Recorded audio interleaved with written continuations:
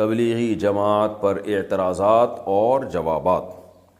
تبلیغی جماعت پر اعتراض کرنے والے کہتے ہیں کہ یہ لوگ مسجد میں اعلان کرتے ہیں، اسی طرح مسجد میں قیام کرتے ہیں، سوتے ہیں، کھانا کھاتے ہیں، اسباب کی بالکل نفی کرتے ہیں، گھر بار کی پرواہ نہیں کرتے، سب چھوڑ کر صرف توکل پہ چل رہے ہوتے ہیں، اور قرآن اور مستند احادیث چھوڑ کر فضائل اعمال پڑھتے ہیں جس میں متعدد ضعیف روایات ہیں، اور جو روایات اللہ کے راستے یعنی جہاد سے متعلق ہیں ان کو تبلیغی جماعت پر منطبق کرتے ہیں۔ براہ کرم ان اشکالات کا جواب دیجئے۔ معاذ صاحب کراچی سے۔ معاذ صاحب نے بہت سارے سوال کیے ہیں۔ پہلا سوال یہ کہ یہ لوگ مسجد میں قیام کرتے ہیں، مسجد میں سوتے ہیں، تو بھائی مسجد میں قیام کرنا بھی جائز ہے، مسجد میں سونا بھی جائز ہے۔ حضرت علی رضی اللہ تعالیٰ عنہ مسجد میں ہی تو آرام فرما رہے تھے جب رسول اللہ صلی اللہ علیہ وسلم ان کے پاس گئے، تو مسجد نبوی کی مٹی آپ کے رخسار مبارک پہ لگ گئی تھی، تو اسی پہ نبی صلی اللہ علیہ وسلم نے ابو تراب سے آپ کو خطاب کیا ہے، مٹی والے۔ حضرت عمر نے ساری زندگی کے لیے اپنی کنیت ابو تراب ہی کر دی۔ تو ہاں، صرف سونے کے لیے مسجد میں جانا، گپے مارنے کے لیے مسجد میں جانا یہ ٹھیک نہیں ہے۔ تو تبلیغ والے گپے مارنے کے لیے تو نہیں جاتے نا، وہ تو دین کی تبلیغ کے لیے جاتے ہیں، تو جائز ہے، سونا بھی جائز ہے، قیام کرنا بھی جائز ہے، اعلان کرنا بھی۔ اعلان بھی کوئی بچوں کی گمشدگی کا اعلان تو نہیں کر رہے ہوتے کہ ایک بچہ نیلے رنگ کی لیکر اور پیلے رنگ کا بنیان پہنا ہوا ملا ہے، جن صاحب کہو آ کے لے جائیں، تو وہ تو دین کا اعلان کر رہے ہوتے ہیں، تو کوئی حرج نہیں ہے اس میں۔ رہا یہ مسئلہ کہ کھانا کھاتے ہیں، تو مسجد میں کھانا کھانا بھی جائز ہے، ناجائز ہونے کی کوئی دلیل نہیں ہے۔ ہاں، مسجد کے آداب کا خیال کر کے کھانا کھانا چاہیے۔ اعتکاف والے نہیں کیا کھانا کھاتے مسجد میں، اسباب کی بالکل نفی کرتے ہیں وہ۔ اچھا، یہ کہتے ہیں اسباب کی نفی کرتے ہیں، یعنی اللہ سے ہوتا ہے، اللہ کے علاوہ سے نہیں ہوتا۔ تو یاد رکھیں، تبلیغ والے جب یہ کہتے ہیں نا اللہ کے علاوہ سے نہیں ہوتا، تو اس کا مطلب یہ ہوتا ہے کہ اصل کرنے والا اللہ ہے۔ وہ یہ نہیں کہتے کہ اسباب اختیار نہ کرو، اسباب اختیار تو کرتے ہیں، تبلیغ والے بھی تو اسباب اختیار کرتے ہیں۔ رائے میں ڈاکٹر بھی بیٹھے ہوئے ہوتے ہیں، کوئی بیمار ہو جائے گا تو ڈاکٹر اس کا علاج کریں گے، سیکیورٹی کا انتظام بھی ہوتا ہے، پانی کا ٹینک بھی ہوتا ہے۔ اگر وہ اسباب کی بالکل نفی کر رہے ہوتے تو وہ کہتے کہ نہ ہمیں پانی کی ضرورت، نہ واش روم کی ضرورت، بیت الخلاء بھی اللہ کرا دے گا، اور جناب وضو بھی اللہ کرا دے گا، پانی کی ضرورت نہیں ہے۔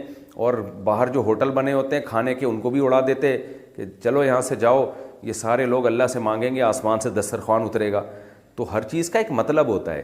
تبلیغ والے جب یہ کہتے ہیں کہ اللہ سے ہوتا ہے، اللہ کے علاوہ سے نہیں ہوتا، اس کا مطلب یہ ہے کہ اللہ کے علاوہ سے جو ہوتا ہوا نظر آ رہا ہے، اس میں بھی کرنے والی ذات اللہ کی ہے۔ تو اس لیے اصل نظر اللہ پہ رکھو، اسباب اختیار کرو، مگر دل میں یہ عقیدہ رکھو کہ ان اسباب میں جان اللہ ڈالے گا، اللہ نہیں چاہے گا تو پوری دنیا کے بھی اسباب اختیار کر لیں، کچھ نہیں ہوگا۔ تو یہ اصل کانسیپٹ ہے تبلیغ جماعت والوں کا، اور یہ بالکل شریعت کے عین تقاضوں کے مطابق ہے۔ ہاں، کوئی عامی آدمی جس کو علم نہ ہو، وہ اسباب کی بالکل یہ نفی کر دے اور وہ کہے کہ دکان چلانی نہیں ہے، بس اللہ رزق دے گا، تو پھر تبلیغ کے اکابر اس سے بری و ذمہ ہیں، وہ اس کا اپنا مسئلہ ہوگا، اپنا ذاتی وہ ہوگا۔ وہ تبلیغ والے جو علماء ہیں وہ ایسی باتیں نہیں کرتے، یا ان کا یہ کانسیپٹ نہیں ہے۔ تو اسباب سے ہونے کا مطلب کیا ہے کہ یعنی اسباب سے نہ ہونے کا مطلب یہی ہے کہ جیسے وہ ایک مثال بھی دیتے ہیں نا کہ آگ کا کام ہے جلانا، لیکن ابراہیم علیہ السلام کو آگ میں ڈالا گیا تو آگ نے نہیں جلایا، اس سے پتہ چلتا ہے جلاتا اصل تو اللہ ہے۔ اب اس سے تبلیغ والے کبھی یہ ترغیب نہیں دیتے کہ آپ بھی آگوں میں چھلانگ لگایا کرو، یا چولہا گھر میں جل رہا ہو تو چائے کا برتن رکھنے کے بجائے دودھ اور پتی کھا کے خود اس چولہے پہ بیٹھ جایا کرو تو اللہ اپنی مرضی سے تمہیں بچا لے گا۔ تو کبھی بھی نہیں ایسا کہتے بھائی آگ سے دور بھاگو۔ تو اس کو سمجھنا چاہیے کہ وہ کیا، وہ ذہن بناتے ہیں کہ اللہ پہ اعتماد کرو، اللہ پہ توکل کرو، اسباب اختیار کرو، مگر نظر کس پہ رکھو؟ اللہ پہ۔ یہ مقصد ہوتا ہے اس کا۔ اور یہ جو آپ نے بات کی ہے کہ جی وہ یہ کہتے ہیں گھر کی بار کی پرواہ نہیں کرتے، یہ بھی غلط ہے۔ کہتے ہیں سب چھوڑ کر صرف توکل پہ چل رہے ہوتے ہیں۔ کچھ لوگ ایسا کرتے ہیں، بالکل کرتے ہیں، میں نے بھی دیکھا ہے۔ بیوی بچوں کی تربیت کی بھی فکر نہیں ہوتی، ان کے بزنس کی بھی، کاروبار کی بھی، کھلانے کی بھی فکر نہیں ہوتی۔ چلے کے لیے نکل گئے، 4 مہینے کے لیے نکل گئے، پیچھے بیوی بچے دھکے کھاتے پھر رہے ہیں، کھانے کو نہیں ہے۔ یقیناً کچھ لوگ ایسا کرتے ہیں، مگر یہ کچھ لوگ تبلیغ کے اکابر کی اجازت سے نہیں کر رہے ہوتے۔ میرا خود تجربہ ہے، کراچی اجتماع میں ایک شخص آیا، یونیورسٹی میں پڑھ رہا تھا، بزرگوں کے پاس گیا کہ میں وقت لگانا چاہتا ہوں، 4 مہینے کے لیے جانا چاہتا ہوں، میں خود اس کا گواہ ہوں۔ ان کو مشورہ دیا تبلیغ کے اکابر نے کہ پہلے آپ اپنی تعلیم یا امتحان مکمل کر لیں، کیونکہ یہ آپ کا ورنہ ادھورا رہ جائے گا، اسے جیسے ہی کمپلیٹ کریں پھر آپ 4 مہینے کے لیے نکل جائیں۔ بعض دفعہ تو رائیونڈ سے واپس کیا جاتا ہے، پھر یہ بھی پوچھا جاتا ہے کہ وہ اگر بتائے نا کہ میرے گھر میں کوئی کھانے کا ذریعہ نہیں ہے، آمدن کا ذریعہ نہیں، بس میں اللہ توکل نکل رہا ہوں، تبلیغی اکابر کبھی بھی اس کو نہیں جانے دیتے۔ تو اگر کوئی جا رہا ہے تو وہ خود سے کر رہا ہے یہ کام، آپ اس کو تبلیغ کے کھاتے میں نہیں ڈال سکتے۔ اچھا بھائی، اور یہ جو کہہ رہے ہیں کہ قرآن اور مستند احادیث کو چھوڑ کر فضائل اعمال پڑھتے ہیں جس میں متعدد ضعیف روایات ہیں، یہ بات بھی غلط ہے۔ فضائل اعمال میں زیادہ تر احادیث صحیح ہیں، ضعیف حدیثیں کم ہیں، اور جو ضعیف حدیثیں ہیں بھی تو وہ مسائل کے بارے میں نہیں ہیں، وہ فضائل کے بارے میں ہیں۔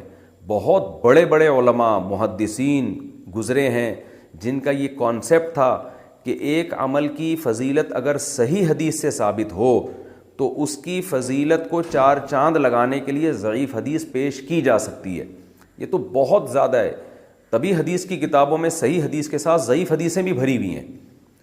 تو وجہ اس کی یہی ہے کہ بھئی اس سے کوئی شرعی مسئلہ ثابت نہیں ہو رہا، فضائل اعمال مسائل کی کتاب تو ہے نہیں۔ تو یہ ان کا کانسیپٹ تھا کہ بھئی ایک چیز جیسے نماز کی فضیلت پر صحیح حدیثیں بہت ہیں، وہ صحیح حدیثیں بھی فضائل اعمال میں ہوں گی، کچھ ضعیف حدیثیں بھی ہوں گی، لیکن وہ ضعیف حدیثیں اسی صحیح حدیث کی تائید کر رہی ہوتی ہیں۔ تو اس لیے یہ ایک نعرہ پوری دنیا میں خام خواہ میں پھیلا دیا گیا ہے کہ فضائل اعمال میں من گھڑت قصے ہیں، فضائل اعمال میں ضعیف روایتیں ہیں۔ ایسا نہیں ہے، ضعیف روایتیں بھی ہیں لیکن بہت ساری صحیح روایتیں بھی ہیں، اور ان سے جو مضمون ثابت ہو رہا ہے وہ شریعت کے مطابق ہے۔ ہاں کچھ جگہیں ایسی ہیں جہاں مسائل ہیں اور اس میں ضعیف حدیث ہے، تو وہ غلط بات ہے، وہ پھر آپ علماء سے پوچھیں گے تو علماء آپ کو بتا دیں گے۔ تو ایسے تو دنیا میں کوئی بھی کتاب ایسی نہیں ہے جو نقص سے پاک ہو، صرف اللہ کی کتاب قرآن ہے جس میں کوئی عیب نہیں ہے، وہ ہر قسم کے نقص سے پاک ہے۔ باقی تو دنیا میں ہر کتاب میں کچھ نہ کچھ سقم پایا جاتا ہے، کوئی بھی کتاب لیں گے کچھ نہ کچھ سقم ہوگا اس کے اندر، تو اس لیے اس کو بیان کرنے میں کوئی حرج نہیں ہے۔ اب تک تبلیغی جماعت فضائل اعمال ہی پہ چل رہی ہے، تو ہم نے نہیں دیکھا تبلیغ والوں کے عقیدے خراب ہوئے ہوں، بلکہ تبلیغ والے جتنے توحید پرست ہوتے ہیں اتنے تو ہمیں دوسروں میں توحید نظر نہیں آتی۔